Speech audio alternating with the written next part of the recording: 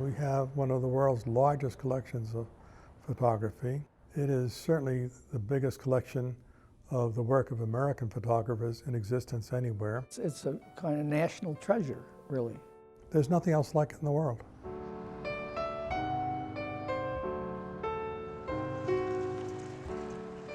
So really, really fascinating. So if we can exhibit this object, I'd be so thrilled. Yeah.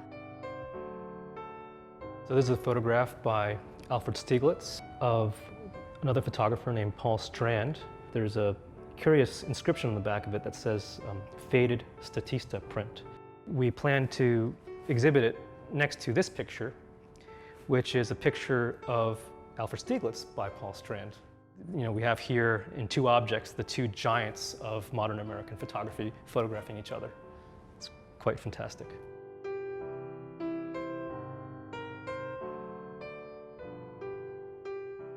Right now we're in the middle of installing an exhibition called The Lives of Pictures. My colleague Becky Senf and I are co-curating, and it's a show that draws from our collection.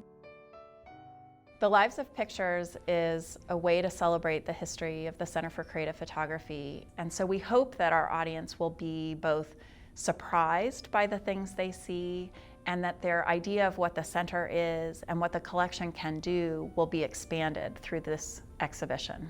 The exhibition really is also celebrating our 40th anniversary, our 40 years of collecting at the Center for Creative Photography. Well, one thing we did was to invite Ansel Adams to have a one-man show at the University of Arizona Art Museum. And I had the idea that nobody was really collecting photography at the time.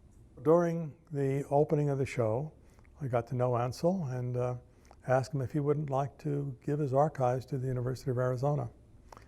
He was a little bit surprised by such a quick and blunt request, but he said, if you're willing to think about photography beyond my own personal work, I'd like to talk to you. We started the collection with the archives of 5 very, very well-known and very well-respected photographers, and those were Ansel Adams, Wynne Bullock, Harry Callahan, Frederick Sommer, and Aaron Siskind. From that beginning, we've continued to add archives. We have archives of over 200 photographers and galleries and researchers that make up our archive collection. Largely through the efforts of Harold Jones, who was our first director and really a key to setting what the center was going to be all about, how it was to function. The good news was there was nothing like it. The bad news was there was nothing like it.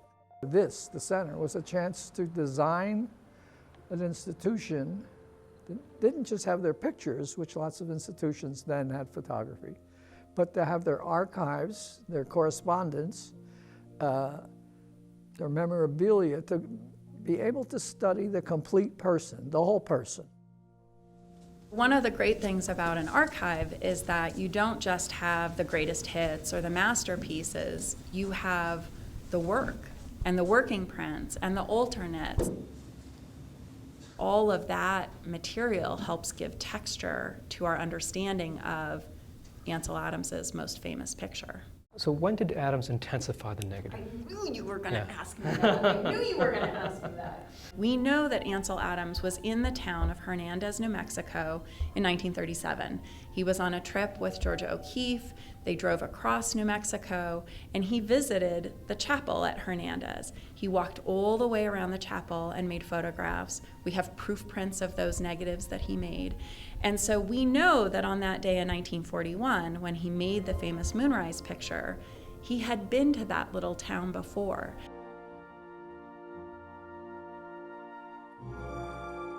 There's a moon rising over the mountains, and there's this opportunity at a beautiful picture if I can put the right thing in the foreground. It's a dramatic photograph. It's Wagnerian in many ways in terms of drama, quite beautiful. And yeah, that's one of my favorite photographs of all time. Certainly Ansel was a name everyone knew, but when they heard people like Harry Callahan, Aaron Siskind, Frederick Sommer, In the photography world, that was like having Bach and Mozart and all in the same place. So that attracted other people. Now, my guess is there's more people who'd like to have their work here than there is possibly the staff to take care of it. This is dedicated to Sonia Noskowiak, who was Edward's apprentice and his lover at the time. So we have the Edward Weston archive, but this print came to us from Sonia Noskowiak because it was a gift from Edward to her, and then it came with her materials to us. And so we have the very first print of Pepper number 30 with this beautiful inscription in Edward Weston's hand. And it has a kind of aura about it. It's the object, it's the first example of Edward Weston making a print of this pivotal image in his career. The pictures on the wall are one instant that's taken 1,000 instances to get it ready, to find it, to frame it, to put it on a wall. It's a tremendous amount of work. Photography as a medium, I think, is one that really takes the stuff of real life.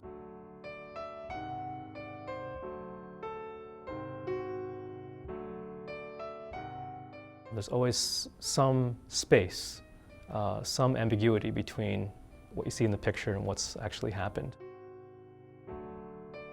Photography is the nation's attic, actually.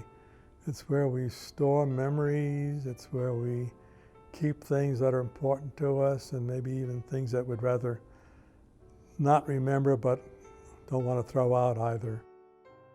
Photography kind of brought me from where I grew up, which was kind of a dark place, into a world of great possibilities.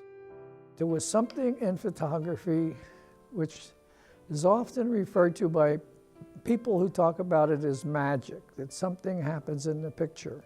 Now, I still don't know what it is. To tell you the truth, I don't know what it is still. Human beings are so remarkable and so rich.